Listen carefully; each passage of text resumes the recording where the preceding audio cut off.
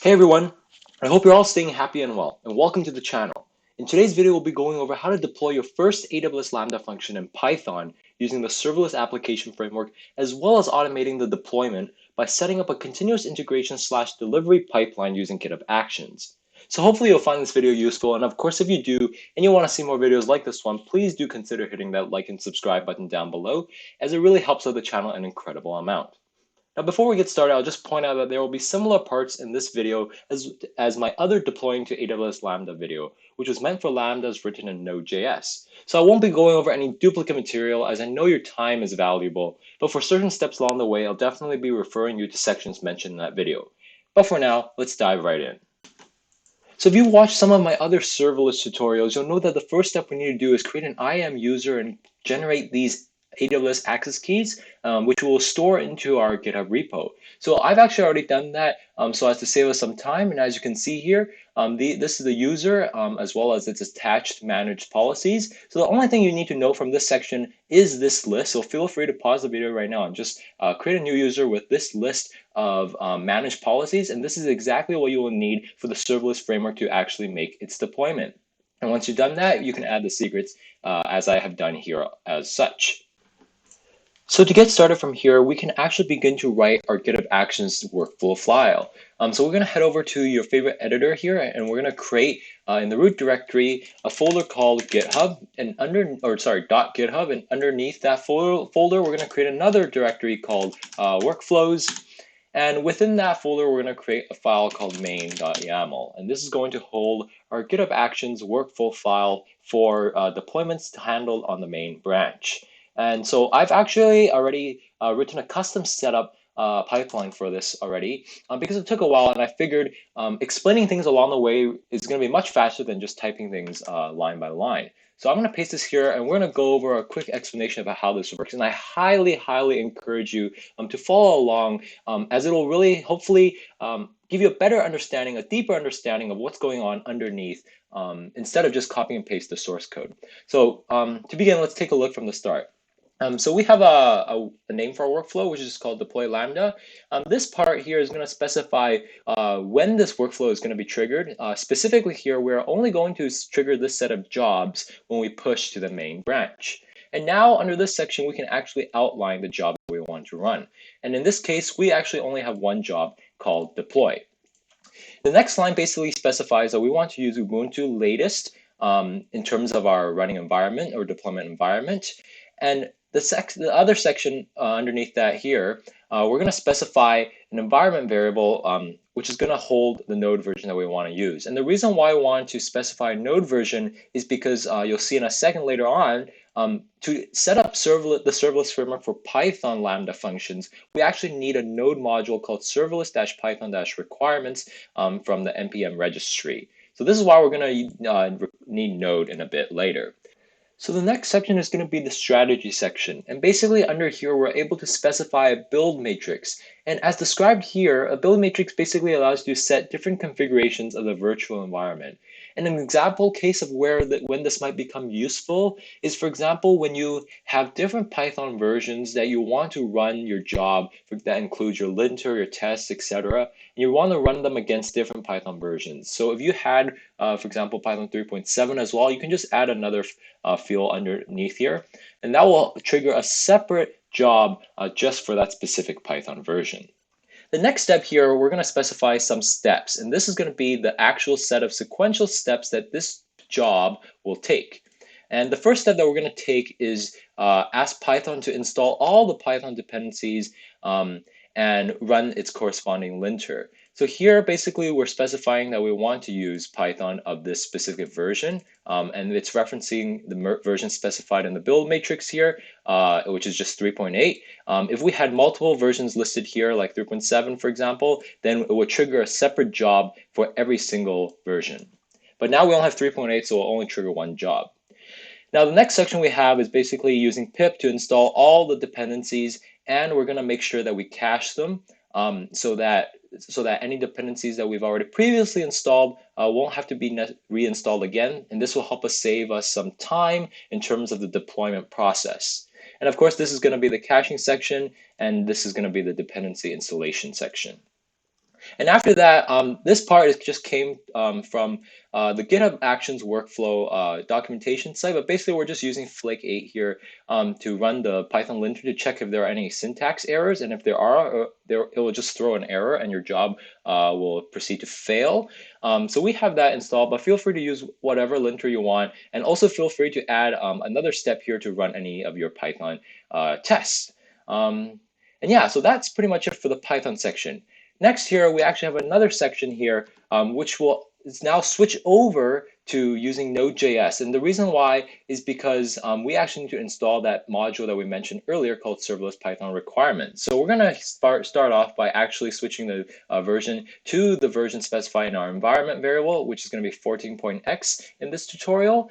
And then we're also going to follow a similar format where we're going to cache the modules and install all the necessary dependencies. And of course, here we're not using any other node dependencies except for the single one. So we've included it in the name as such. And of course, after that has been installed, we can finally use the serverless deploy GitHub action. And this is going to be a different GitHub action than the one when we used in my previous video for deploying Node.js Lambda functions to AWS. This one happens to be one of the ones that I found online that was able to support deploying Lambda functions with ease. So I highly recommend using this one. Hopefully it will be maintained well in the future, but for now, this is what works. And of course, we just need to specify the 2 access keys or the secrets that we have retrieved earlier on.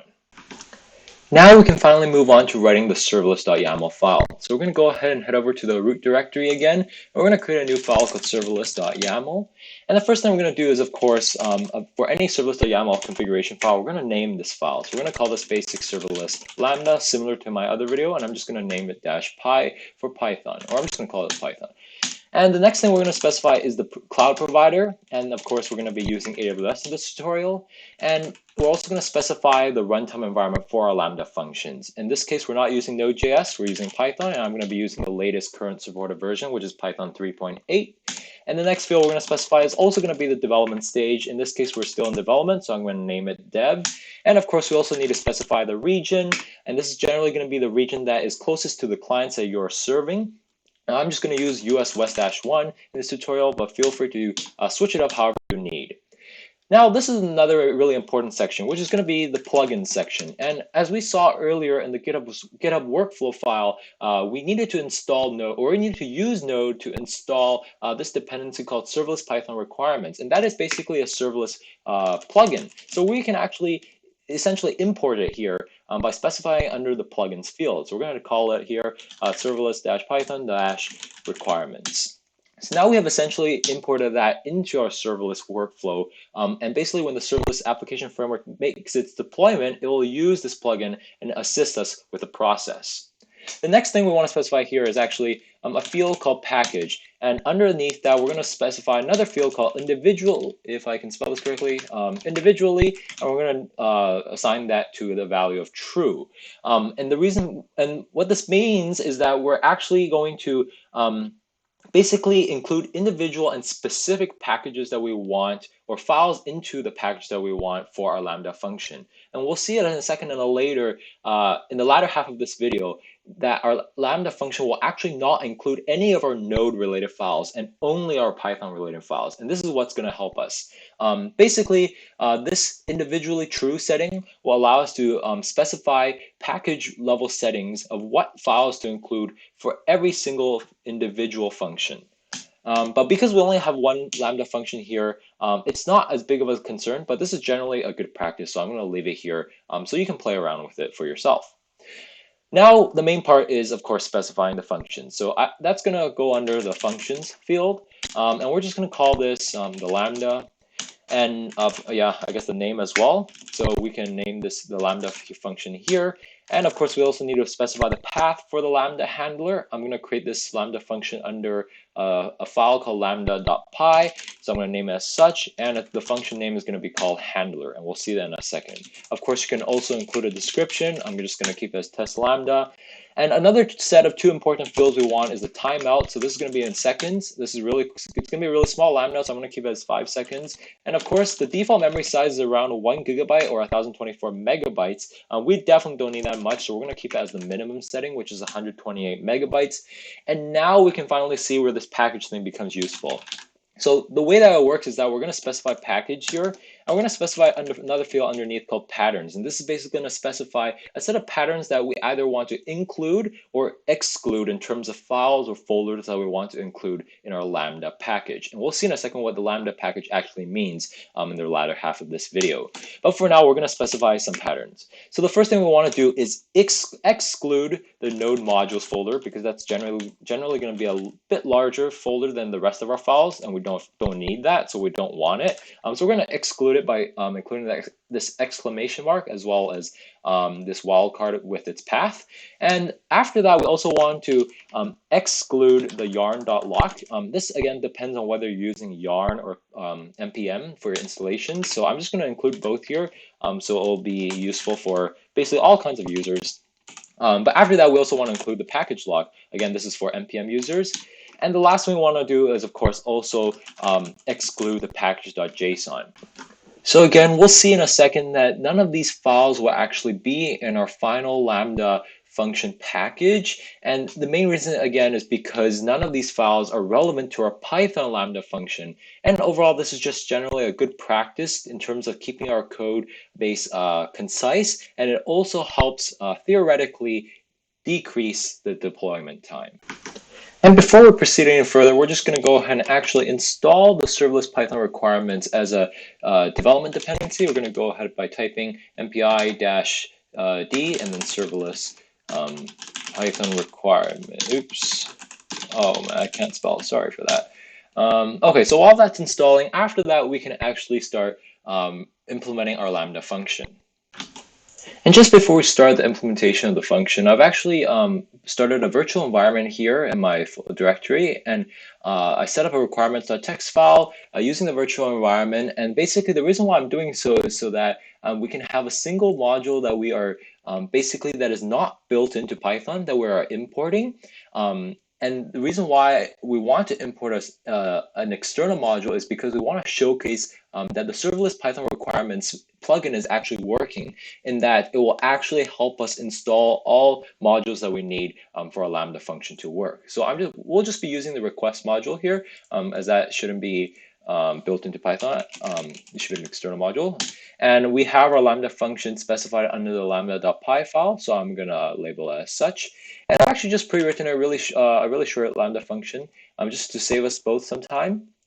Basically, it just makes a request. I guess we don't need the JSON import, but basically it just takes the request. This is just a placeholder endpoint that actually works. So if you want to test it out, this get endpoint actually works. It's just going to return a simple response, standard response, and we're just going to output it along with the event and the context that are basically passed into the Lambda handler, just so we can have an idea of what's going on. It's not really necessary. And then last but not least, we'll just return none. And that is pretty much it for the implementation of the Lambda. It's really simple, just to see how it works. We'll quickly deploy this and we'll be back to see the end result. And so we're back, and all the steps in the deployment pipeline have succeeded. So we're going to head over to our Lambda function now. And as you can see, our Lambda function has been deployed. And because this file is actually really small, we can view the entire code base inside the code source section of AWS Lambda. And as you can see here, as mentioned earlier as well, we don't actually have any of our node modules or node related files like the package.json, package lock, or yarn lock here. All of the folders, modules, and files here are related to the Python Lambda itself, and that only. And so that keeps our project really clean. And we probably could have left out the README as well, but depending on your use case, maybe you want to keep that in there. But anyway, now we can actually go ahead and just quickly test it. So we're just going to use a random sample event. I'm just going to call this test, and we're going to hit create, and we're going to hit test. And awesome. Now we can actually head over to CloudWatch log to see the full extent of the results. And so as you can see here, we can see the event trigger here. And basically, if I can find it, right, this is basically the sample output from that sample endpoint, which is attached to the output field. And this is just a sample event that we attach, and this is just the Lambda context as well. And so yeah, that pretty much wraps up this video. And of course, if you learned something or found this video helpful, please do consider hitting that like and subscribe button down below, as it really helps out the channel and the series. And as always, I hope you're all staying happy and well out there. But for now, I'll see you in the next video.